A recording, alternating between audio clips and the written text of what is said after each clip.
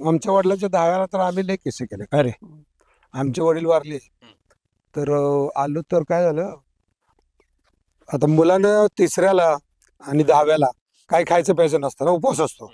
आम्ही रानात गेलो बेल आणायला. बेल आणायला गेलो तर वायासाठी बेल व्हायला तर शिवजाला म्हणले जायला सकाळपासून चहा नाही पाणी नाही कावडीनं पाणी आणून याचा शिवजा पण मदत करायचा. कावडे इकडे बॅरल आणायचा, 2 कावडी इकडे टाकायचा सोबत कावडी. तर ह्याचा ऊस होता ना तेव्हा. म्हणजे म्हटलं कोण बघायला येता गावाची पाणी खाय ऊस. आम्ही गेलो खाल्ला ऊस. कोणाला माहिती कळतंय ते सावडायचं वगैरे त्यांनी खाल्लं नाही. बिनधास्त आंघोळ नसती करायची, सावडून आल्यावर आंघोळ करायची असती. म्हणलं बरेच दिवस पोहलोच नाही का पाण्यात आपण. टाकावड्या कोण विचारते आपल्याला, कोण बघायला येतं. तसं आम्ही सगळे नियम तोडून घरात कोणालाच माहित नाही आम्ही नियम तोडले ते. जे मला येतंय ते लगेच करायचं.